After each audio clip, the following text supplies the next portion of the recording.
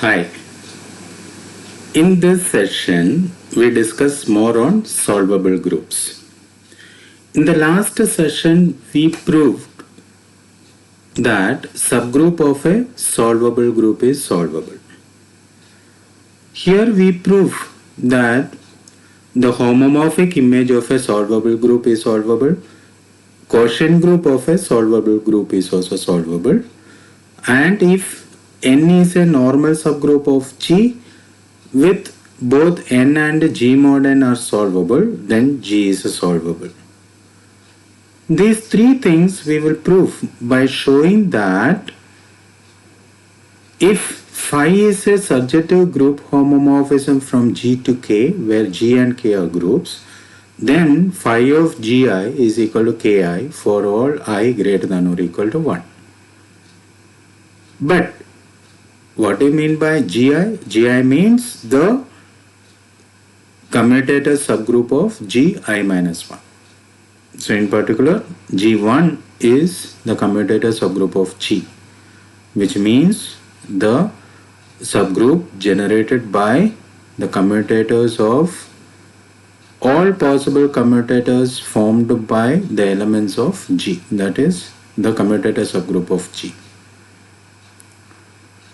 So the third one, this one, n is normal subgroup of G and both n and G mod n are solvable, then G is solvable. This result we are going to use to solve many problems for showing G is solvable. And this is saying that, in the last session we have shown that any subgroup of a solvable group is solvable. And here we are going to show that a quotient group of a solvable group is solvable. And the converse of that one is this one. So n and G mod n are solvable, then G is solvable. And here we show that if G is solvable, then n and G mod n are solvable. Okay, so let us start with a proof of this lemma. So we first show that phi of Gi is equal to Ki for all I greater than or equal to 1 by induction on I. When I is equal to 1, we need to show that phi of G1 is equal to K1. So we take one element from the left hand side and show that it belongs to the right hand side, and we take one element from right hand side and we show that it belongs to the left hand side. That is the way we prove phi of Gi is equal to Ki, or phi of G1 is equal to K1. So let A belongs to phi of G1. That means that A is equal to phi of U for some U belongs to G1. So but G1 is what? The commutator subgroup of G. That means the group generated by all possible commutators formed by the elements of G. So without loss of generality, we may assume that U is a basic generator of G1. That means U is equal to commutator of XY for some X and Y is in G. Now since phi is a group homomorphism and A is equal to phi of U, we can write A is equal to phi of U is equal to phi of commutator of XY. That means phi of XY into X inverse into Y inverse. That means phi of X into phi of Y into phi of X inverse into phi of Y inverse. That is same as the commutator of phi of X and phi of Y. And because X belongs to G, phi of X is in K because phi is a map from G to K. And phi of Y is also belongs to K. Therefore, the commutator of phi X, phi Y belongs to the commutator subgroup of K. That is K1. Therefore, if A belongs to phi of G1, then A belongs to K1. That means that phi of G1 is contained in K1. Now let us take V belongs to K1. So here also we may assume that V is basic generator of K1. That means V is a commutator of B and C, where B and C belongs to K. But it is given that phi from G to K is a surjective group homomorphism. And here B and C are in K. Therefore, you can always find an X and Y in G such that B is equal to phi of X and C is equal to phi of Y. Therefore, V is equal to the commutator of BC, which is equal to commutator of phi of x, phi of y, because B is equal to phi of x and C is equal to phi of y. So that is same as phi of x, phi of y, phi of x inverse into phi of y inverse. And because phi is a group homomorphism, we can write that one as phi of x, y, x inverse, y inverse, which is same as phi of commutator of x, y. Because x and y is in G, the commutator of x, y belongs to the commutator subgroup of G, that is G1. So phi of xy, the commutator of xy, belongs to phi of G1. That means that K1 is contained in phi of G1. So we prove that phi of G1 is equal to K1. But we know that phi is a surjective group homomorphism. Phi of G is same as K. So we can write this one as K1 and we can write it as phi of G of 1. Because phi is a surjective. So we prove that the result is 2 for I is equal to 1. Assume the result is 2 for I. That means that phi of Gi is equal to Ki. That is our assumption. So we now have to prove it for I plus 1. So by the same argument which we did for proving phi of G1 is equal to K1, that means the case when I is equal to 1, the same argument we get phi of Gi plus 1. The Gi plus 1 we can write it as Gi of 1. So it will become phi of Gi of 1. But phi of Gi of 1 is same as phi of G of 1. That is the case when I is equal to 1 we proved. But we know that by induction phi of Gi is same as Ki. So it is Ki of 1. But Ki of 1 is same as K of I plus 1. Therefore, by induction, we prove the result is 2 for I plus 1. Hence, by induction, phi of Gi is equal to Ki for all I, greater than or equal to 1. So this result we are going to use to prove the rest of the part. So we are calling always this equation as 1. That means phi of Gi is equal to Ki for all I, we call as 1. In the first thing, we need to prove that the homomorphic image of a solvable group is solvable. What does this mean? This means that if G is a solvable group and phi from G to K is a group homomorphism, then the image of G, that is phi of G, is solvable. So let us take phi from G to K be a group homomorphism. So it may not be a surjective map. So you just take a group homomorphism from G to some other group K. Then definitely phi from G to phi of G is always a surjective group homomorphism where phi of G is contained in K. So by 1 we get phi of Gi is equal to phi of Gi for all I, greater than or equal to 1. Now suppose the G is solvable. So we know that Gn is equal to identity for some n where Gn is the commutator subgroup of Gn minus 1. That means that the series of commutator subgroups of G terminate at E at some stage n.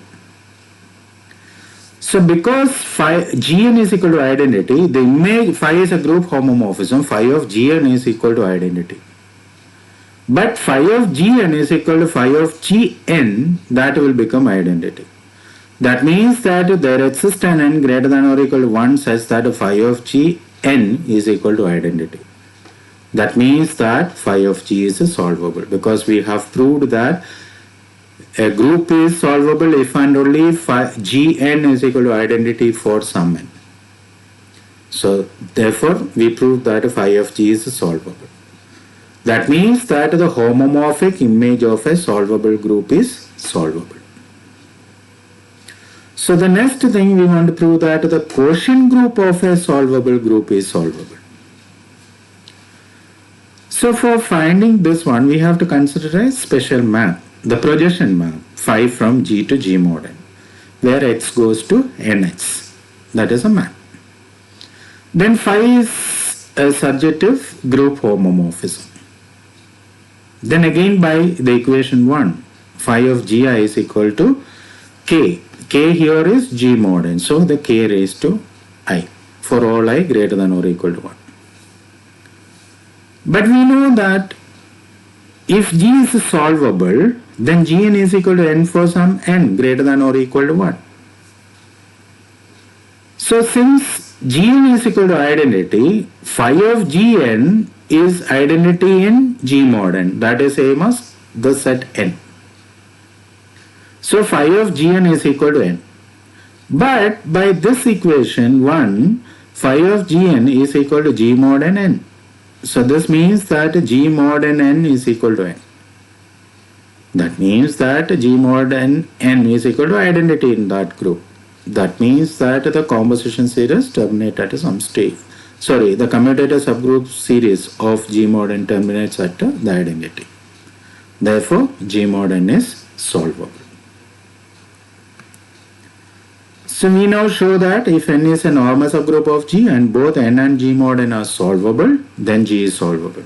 Remember, we are going to use this result many times in the next part for showing or for solving a group G is solvable. We are going to show that n and G mod n are solvable for some normal subgroup n and normal subgroup n of G.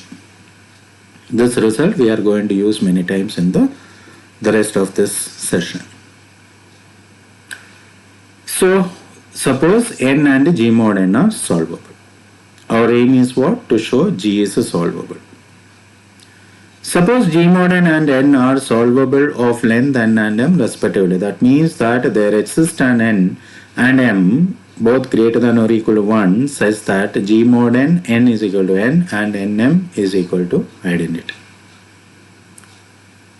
So because G mod n and n are solvable. Now again we consider the projection map G to G mod n, where phi of x is equal to xn. Then again by 1, because phi is a group homomorphism and in fact it is a surjective group homomorphism, by 1 phi of Gn is equal to G mod n, because here it is k is equal to G mod n. So phi of Gn is equal to G mod n. So if I take x belongs to Gn, then phi of x, because x is in Gn, so phi of x must be belongs to G mod n. So phi of x belongs to G mod n. But G mod n is solvable, so G mod n is equal to n. So G mod n is equal to n. That means phi of x belongs to this set, identity, element of G mod n. This means that phi of x must be n. But what is phi of x? It is same as xn. So xn is equal to n. So this means that x belongs to n. So what we shown here is that if x belongs to Gn, then x belongs to n. That means Gn is contained in n. So therefore, Gn plus m is equal to Gn of m, and Gn is contained in n, so it is nm, but nm is same as e, so Gn plus m is a subset of this or subgroup of the identity subgroup. That means that Gn plus m is equal to identity. So we found some n and m greater than or n plus m greater than or equal to 1 such that G raised to n plus m is equal to identity. That means the commutator subgroup of G n plus m minus 1 is equal to identity. So therefore G is solvable. So thus we have proved that if n is a normal subgroup of G and both n and G mod n are solvable, then G is solvable. So here we see one example. So can you give an example of a group which is not solvable but all its subgroups are solvable? So consider the group G is equal to A5. then we know that A5 is simple and it is non-abelian. So because A5 is simple, there is no proper normal subgroup for A5. Therefore, the only possible subnormal series of A5 is identity, which is contained in A5. But in that case, A5 mod E identity is equal to A5. But we know that A5 is non-abelian. Therefore, the factor group is not abelian. Therefore, A5 does not have a solvable series. So, A5 is not solvable. But order of A5 means what? 5 factorial by 2. That means it is 60. So that we can write it as 2 square into 3 into 5. So because 2 divides order of G, the Silo theorem says that, first Silo theorem says that G has a Silo 2 subgroup of order 4. And because 3 divides order of the group, G has a Silo 3 subgroup of order 3, and similarly G has a Silo 5 subgroup of order 5. And therefore the subgroups of G are of order 4, 3 and 5. And we know that any group of order 4, any group of order 3 and any group of order 5 are abelian. And we know that any abelian group is solvable. In the last session we have seen that. Therefore, all subgroups of G are solvable. But G is not solvable. That means A5 is not solvable, but all its subgroups are solvable. We now show that a group of prime power order is solvable. That means a P group is solvable. So let G be a group of order P raised to n, where P is prime and n is greater than or equal to 1. That means G is a group of prime power order. So we show by induction on n, that means the power of P is n, that G is solvable. So when n is equal to 1, order of G is equal to P, which means that G is a cyclic group, and so it is abelian, and hence it is solvable because any abelian group is solvable. So the result is true for n is equal to 1. So assume the result is true for all k less than or equal to n minus 1. So let G be a group of order P raised to n with n greater than 1. So we have seen that if G is a P group with the order of G is P raised to n with n greater than 1, then G has a non-trivial center. That means center of G is proper normal subgroup of G. And because center of G is abelian, and we know that every abelian group is solvable, then therefore center of G is solvable and is a normal subgroup of G. Also note that G mod center of G. What is the order of G mod center of G? That is same as order of G upon order of center of G. Because center of G is a non-trivial, the order of center of G will be greater than or equal to P. So order of G mod center of G will be some power P raised to K with K less than or equal to n minus 1. So therefore by induction assumption G mod center of G is solvable, and therefore we have shown that center of G is solvable and G mod center of G is also solvable. Therefore G is solvable. So any P group is solvable. So we need to show that any group of order PQ where P and Q are primes is solvable. So let G be a group of order PQ where P and Q are primes.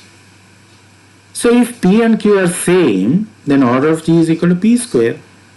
And we know that any group of order P square is abelian and all abelian groups are solvable. Therefore G is solvable. That means when P is equal to Q, G is solvable. So we assume that P not equal to Q. So therefore P can be less than Q or P can be greater than Q. So without loss of generality, we may assume that P less than Q.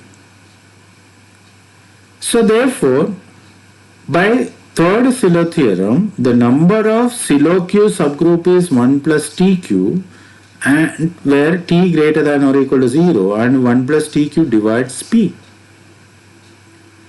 Because P is less than Q, 1 plus TQ is less than greater than P.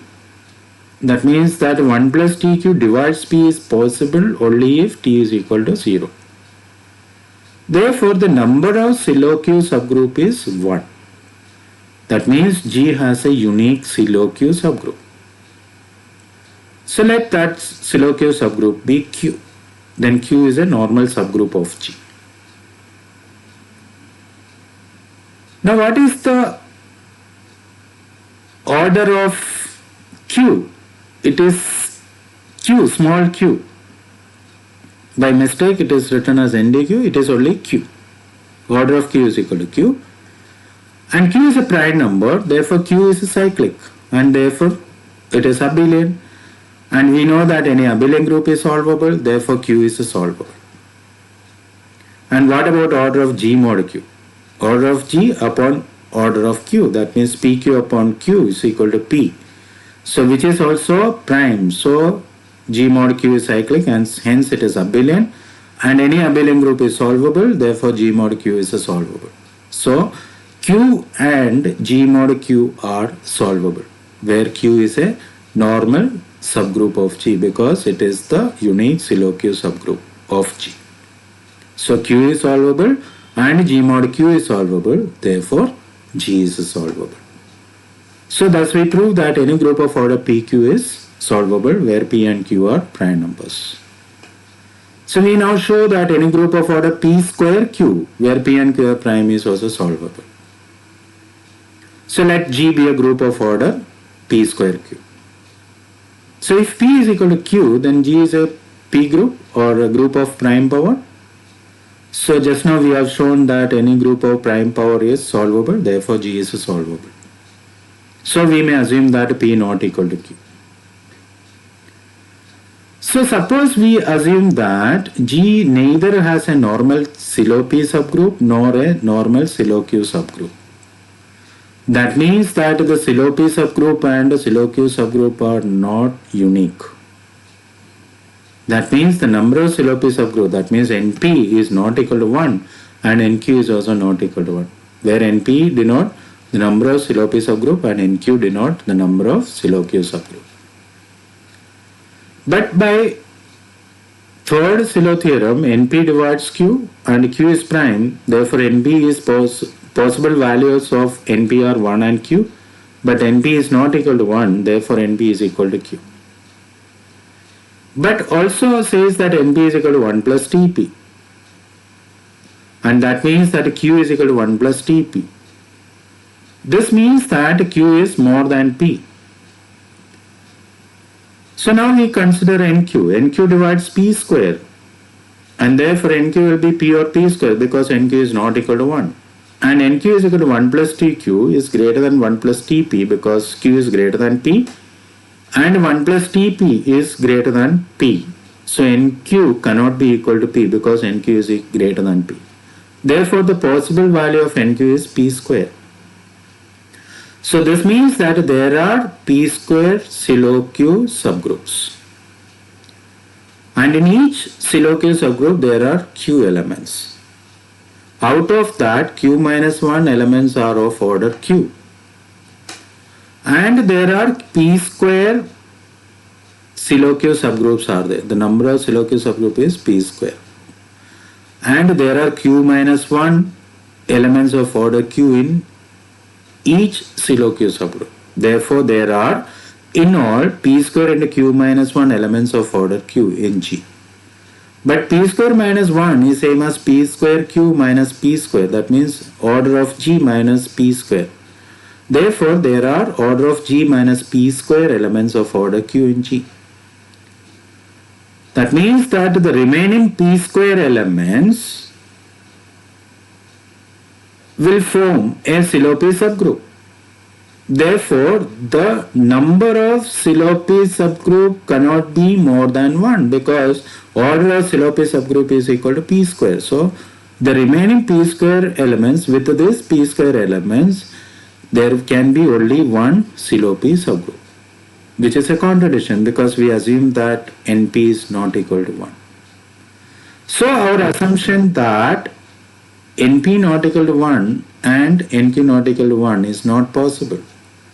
Therefore, G has either a normal Silopi subgroup or a normal Silokio subgroup. That means NP is equal to 1 or NQ is equal to 1. Therefore, G has either a normal Silopi subgroup or a normal Silokio subgroup. That subgroup we denote by N. It can be either Silopi subgroup or a Silokio subgroup. So then, what will be the order of N? Order of N can be either P square or Q. That depends whether it is a Silopi subgroup or a Silokio subgroup. And in both the cases, either it is P square or Q, then N is abelian, so it is solvable. Now what is order of G mod N? That is same as order of G upon order of N. But order of N is either P square or Q, therefore order of G mod N is also P square or Q. That depends on the depends whether N is Silopi subgroup or a Silokio subgroup. So therefore, in both the cases, G mod N is a order of G mod N is either P square or Q. That means that G mod N is abelian. Therefore, but any abelian group is solvable. Therefore, G mod N is also solvable. That means that N and G mod N are solvable where N is a normal subgroup of G.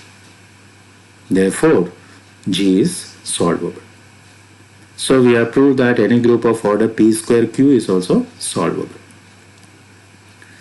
So we now show that if H and K are two subgroup of G, both of them are normal subgroups and both of them are solvable subgroups of the group G. We want to prove that the product group HK is solvable.